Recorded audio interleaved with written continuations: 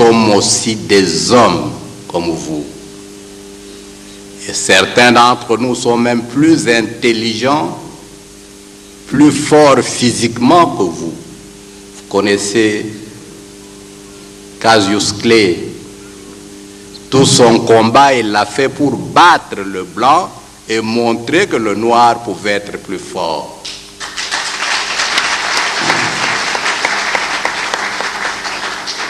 Vous connaissez Cheikh Anta Diop, qui a pu démontrer que la mathématique, la physique, la chimie viennent de l'Égypte pharaonique lorsque c'est les Noirs qui étaient au pouvoir.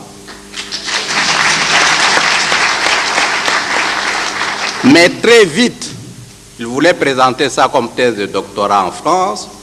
On lui a dit, vous présentez, vous échouez, vous changez de sujet, vous réussissez. Il a dû changer de sujet. Et aujourd'hui, nous admettons que la science vient de la Grèce, donc des Blancs. Je voudrais également souligner un exemple. Le professeur me donnera, au nom de nos amitiés, quelques poussières de minutes. Dans nos propres villes, regardez comment on a partagé les villes. Les terres fermes, où il ne peut pas y avoir des érosions, c'est les Blancs qui habitent. Tout près de leurs usines, tout près de leurs bureaux. Le noir à pied, Kingasani, Kimbansek, Mikondo, mais il doit être au bureau avant le blanc qui est véhiculé. Vous allez à Lubumbashi, quand vous observez très bien, là où l'on a laissé les cités pour les Noirs, c'est là où tombe la fumée de la gécamine. L'herbe ne pousse pas. Le noir doit tousser. Très vite, il attrape la pneumonie et il meurt avant l'âge chez lui. Bon, je dis, est-ce qu'il est possible, on va vite, de changer cet état de choses? Je dis oui. L'Excellence a parlé ici de la nécessité de nous réunir, ce que disait déjà Kwame Nkrumah, l'Afrique doit s'unir. L'union fait la force.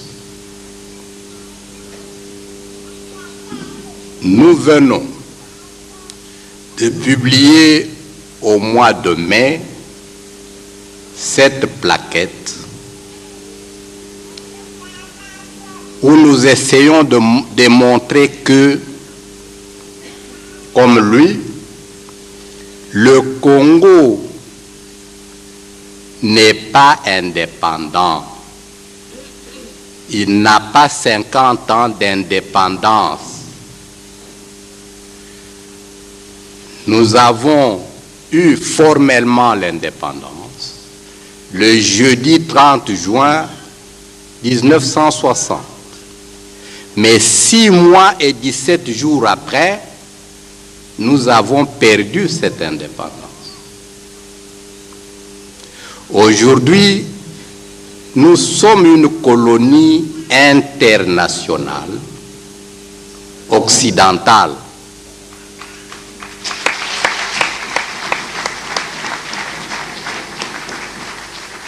Et même africaine. Nous n'avons plus que la Belgique comme colonisateur. Nous avons les États-Unis d'Amérique, l'Angleterre, la France, l'Espagne. Tous les pays occidentaux nous recolonisent. C'est leurs gendarmes internationaux, la Banque mondiale, le Fonds monétaire, qui nous imposent le budget, qui viennent inspecter tous les 3 mois ce budget et il est formellement interdit d'augmenter les salaires des ouvriers. Où est notre indépendance? Le programme du gouvernement n'est pas notre programme, c'est le DCRP, c'est leur programme. Le troisième pilier du DCRP parle de la dynamique communautaire. La dynamique communautaire n'est pas autre chose que la débrouillardise. Laissez ces messieurs-là se débrouiller comme leurs poules, comme leurs chèvres, comme leurs cochons. Parce que quand vous élevez les poules qu'on appelle poules indigènes, vous ne les nourrissez pas. Elles se nourrissent et vous attendez qu'elles grandissent pour les manger. Vous ne dépensez rien. C'est comme ça également.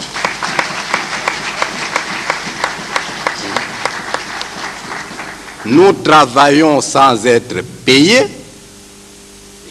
Nous rentrons à pied.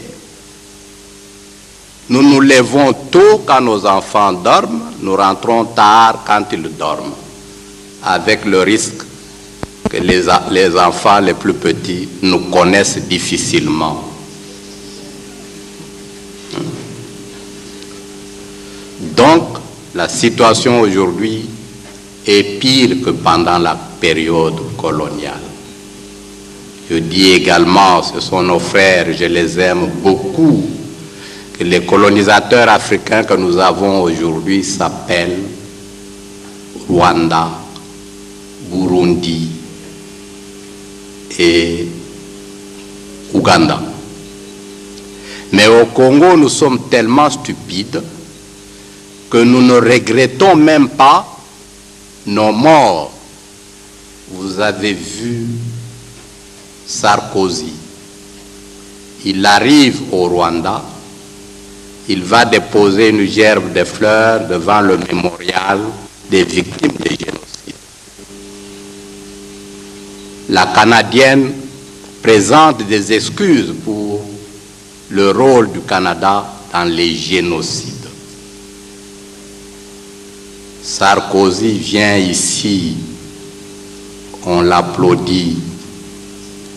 Le président burundais, qui est complice dans le massacre, il ne présente pas des excuses. La presse s'amuse à nous faire admirer la couleur de son costume, de sa cravate. Qui sommes-nous réellement? Je chute brutalement en disant que je ne connais pas un seul peuple au monde que Dieu a laissé souffrir éternellement. À chaque moment de l'histoire, quand un peuple a trop souffert, on lui envoie un sauveur.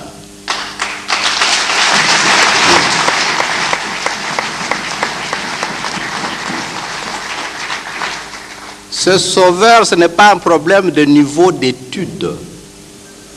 Simon Kimbangu, un simple catéchiste, pieds nus, sans pantalon, on l'envoie, sauve mon peuple.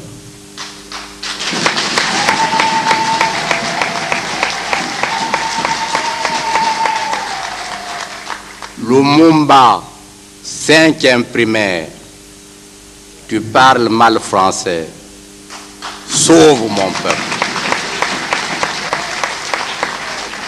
Donc, il n'y a pas de raison de désespérer.